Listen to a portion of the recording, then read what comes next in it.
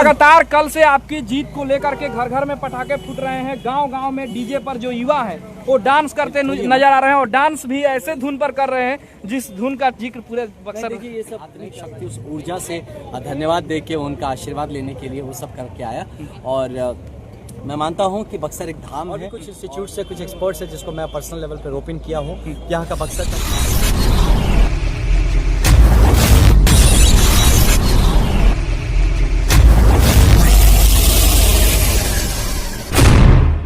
तुरंत कल शाम को ही जैसे हुआ रिजल्ट, उसके पहले ही इंटरव्यू में मैंने ये नंबर बता दिया था 92, फिर से बताता हूँ 9288012121। आप अपने ऐतिहासिक जीत को लेकर के जितने खुश नहीं है उतने खुश यहाँ की जनता दिख रही है। उस जनता से क्या कहेंगे जो आपसे काफी उम्मीद रखी हुई? जी, मैं यही कहूँगा कि इस उम्मीद को बरकरार रखना है, मुझे मार्गदर्शन करते रहना है, मेरा साथी बनना है, सहयोगी बनना है, धैर्य रखना है। और किसी भी तरह का कोई भी मुद्दा हो जिस पे आपको लगता है कि उस पर हमारा ध्यान आकर्षण करना चाहिए, आप बेहिचक मुझे कहीं हाथ दिखा के गाड़ी रुकवा लीजिए। सड़क हो, रास्ता हो, घर हो, कहीं भी आप उससे मिलिए, मुझसे बात करिए और मिल के हम लोग एक बेहतरीन बक्सर में स्वास्थ्य व्यवस्था को लेकर के हमेशा से जनता के बीच में रहता है कि थोड़ा सा भी छोटा सा भी चोट लगता है तो रेफरल हॉस्पिटल के तौर पर सदर अस्पताल को माना जा रहा है।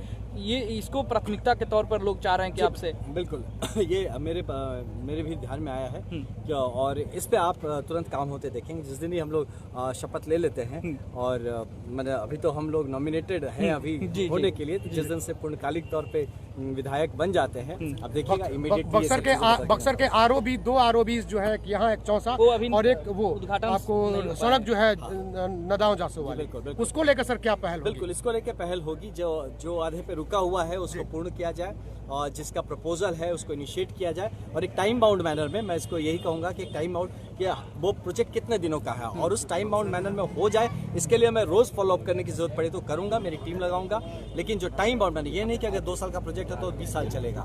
और जो चीज अभी तक रुका हुआ वो कैसे कंप्लीट होगा, इसके लिए जहां जाना है, जो करना है, जो दरवाजा खटखटाना है, जो लिखना है, पढ़ना है, बात करना, वो सब करूंगा। लेकिन इसको अगले 3 साल के अंदर बक्सर को हम लोग व्यवस्थित करें। बक्सर का पुराणों में जिक्र है, बनारस जहाँ पर विकसित हुआ है 10 सालों में प्रधानमंत्री मोदी ने जब 2014 से वो बने हैं, उसके बाद बनारस का जिस प्रकार से जिस रफ्तार से विकास हुआ है बक्सर का नहीं हो पाया। इसको लेकर के जनता में काफी अफसोस रहता है कि हमने एक जो है मजबूत यहाँ से सांसद चुना था और वो बीजेपी के ही थे, लेकिन फिर से आप बीजेपी से आए हैं तो लोगों को आपसे उम्मीद जगी है। जी बिल्कुल, ये मेरा दायित्व रहेगा कि मैं इस बात को, बक्सर की जो जरूरत है, जो विकास का मुद्दा है, बगल में बनारस और एक तरफ पटना, दोनों विस्तार कर रहे हैं, विकास कर रहे हैं। इस बीच में बक्सर कहीं ठहरता हुआ नजर आ रहा था, लेकिन यकीन मानिए इस बात को हम लोग बहुत मजबूती से बक्सर की बात को रखेंगे और बक्सर के विकास और विस्तार के लिए जितने भी प्लान्स, प्रोग्राम्स बने हैं, प्रोजेक्ट्स हैं जो कि रुके हुए हैं, उनको हम लोग तुरंत त्वरित तौर पे उसको हम लोग स्टार्टअप करेंगे और नए भी काफ़ी सारे प्लान्स, प्रोजेक्ट्स हैं उसको हम करेंगे। और भी कुछ इंस्टीट्यूट से कुछ एक्सपर्ट्स हैं जिसको मैं पर्सनल लेवल पे रोपिन किया हूँ। यहाँ का बक्सर का एक मास्टर प्लान अगर हम बना सके, ये मास्टर डेवलपमेंट प्लान कि बक्सर का आज जैसा बक्सर है इसको हम कैसे और व्यवस्थित कर सकते हैं और बक्सर का विस्तार अगर हमें करना हो तो उसका प्लान क्या होना चाहिए, तो वो अगले 50 साल का प्लान क्या होना चाहिए बक्सर के लिए, उस लेवल पे भी हम लोग। जाम की समस्या हमेशा रहती है बक्सर में, चाहे रामरेखा घाट पर देखें तो बहुत सारे श्रद्धालु आते हैं, उनके साथ दिक्कतें होती हैं, हाईवे पर एक्सीडेंट की घटनाएं बढ़ गई हैं। उसको लेकर के क्या रोड मैप? जिस दिन ही मैं पहले बार मतलब मुझे वो अथॉरिटी मिलता है, मैं इसको लेके बैठूंगा हमारे अधिकारियों के साथ और मेरे दिमाग में मेरा जो अनुभव रहा, एक्सपीरियंस रहा है पुलिसिंग का, मुझे लगता है वो इनके काम आ सकता है। मैं इनसे साझा करूंगा और आपको इसका एकदम फर्क होता हुआ नजर आएगा। अब आप जो है पूरे बक्सर के विधायक हो गए हैं, तो जो लोग आपको साथ दिए, जो नहीं दिए लोकतंत्र में, उनके लिए क्या संदेश रहेगा? जी, मैं सबके लिए सबका ही हूँ। मैं हमारे बक्सर के जितने लोग हैं, जितनी 6 लाख प्लस की आबादी है, हम सबके लिए विधायक हैं और सबका प्रतिनिधित्व करते हैं। तो आपका प्रतिनिधित्व करना मेरा दायित्व है। आपने वोट किसको दिया वो आपका लोकतांत्रिक अधिकार था, इसका कुछ नहीं, लेकिन आप बक्सर के, आप मेरे भाई हैं, आप मेरी बहन हैं, आप मेरे बुजुर्ग हैं। हम सबके लिए, सबके लिए बिना जो उत्साहित करता है उनके लिए क्या? बिल्कुल, बस तो मैं इनको यही कहूँगा कि ये जो उत्साह बरकरार रखें, क्योंकि चुनाव का पक्ष भी खत्म हुआ और अगले आने वाले कई सालों तक हमें मजबूती से विकास के लिए, यही कार्यकर्ताओं को मैं कहूँगा कि अब विकास के काम पे लगा जाए, साथ मिल के काम किया जाए। आप लीड लीजिए, आप मॉनिटर करिए, आप ऑब्जर्व करिए और ताकि किसी भी हमारे जो विकास का काम है उसमें कोई गोरख धंधा ना हो, कोई कमीशन खोरी ना हो, कोई यहाँ पे गलत काम ना हो और जो चीज़ एक एक पाई जो सरकार भेजती है हमारी जनता के लिए वो जनता तक। बिहार तो आप लोग जीत गए और प्रधानमंत्री नरेंद्र मोदी ने कल कहा है कि गंगा माँ बिहार से होकर के बंगाल जाती है, तो क्या बंगाल बिल्कुल ये प्रधानमंत्री जी ने जो कहा है एकदम सही कहा है। हम सारे अपने प्रधानमंत्री जी के कार्यकर्ता हैं, उनके सिपाही हैं और सब मिलके हम लोग ये चीज़ सुनिश्चित करेंगे कि अब हमारा बंगाल जो है वो भी पीड़ित है। बंगाल को भी अब चाहिए कि जिस तरह से बिहार उदय हो रहा है, यूपी उदय हुआ, हरियाणा उदय हुआ, जिस तरह से सब राज्य उदय हो रहा है, तो बंगाल का भी हक बनता है कि बंगाल भी अपने सनातनी परंपरा को समझते हुए बंगाल का भी उदय होना चाहिए। बंगाल की बहुत पुरानी संस्कृति रही है, तो पूरा यकीन है कि आने वाले अगले साल में बंगाल हमारा जो रहेगा वो भी भगवा होगा और वहाँ भी सनातन जो है वो पूर्ण तौर पे अपना काम करेगा और बंगाल के सही मायने में विकास का जो रास्ता है अब अगले साल से खुल जाएगा। बिहार के जो युवा हैं वो आपको भी अपना आइडियल मानते हैं और पावर स्टार पवन सिंह का भी एक अलग क्रेज है, आपके लिए प्रचार करने के लिए बक्सर आए हुए थे।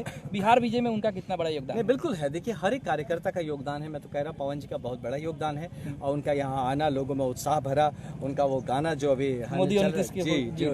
जोड़ी हिट हो गई है, तो ये जो उत्साह तो उनके आने से काफ़ी उत्साह हुआ और हम उनके लिए बहुत कृतज्ञ हैं और हमारे सारे साथी उनके आने से प्रसन्न थे। उनका बड़ा योगदान रहा। साथ उपेंद्र कुशवाहा जी आए, उनका भी बहुत योगदान रहा। हमारे माननीय योगी जी आए, उनका बहुत ही उन्होंने ऊर्जा भर दिया।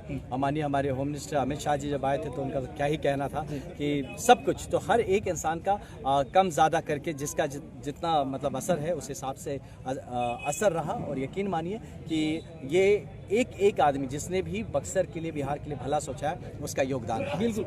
तो आपने देखा किस तरीके से पूर्व IPS आनंद मिश्रा और बीजेपी के नए जिंदाबाद उत्साह देखने को मिल रहा है। उन्होंने तो हमारे साथ हैं पूर्व IPS और अब बक्सर के विधायक बन चुके आनंद मिश्रा जी। आपने देखा कि किस तरह से उन्होंने अपनी सारी बातें रखी और ये कहा कि बक्सर के विकास के लिए जितना हो सकेगा वो करेंगे। उन्होंने टोल फ्री नंबर जारी करने की भी बात कही और नंबर भी बताया। साथ ही उन्होंने यह भी कहा कि जिसने जीत में योगदान दिया उसको धन्यवाद और उसको धन्यवाद देने के लिए इस तरह के कार्यक्रम का आयोजन किया गया है। उन्होंने कहा कि जो भी विकास के अधूरे कार्य हैं, जैसे ROB नहीं बना है, जैसे सड़क नहीं बनी है, उन सबको 3 सालों के भीतर पूरा करने का उनका लक्ष्य है, जो कि सबके साथ मिलकर करेंगे। बक्सर से चंद्रकांत निराला।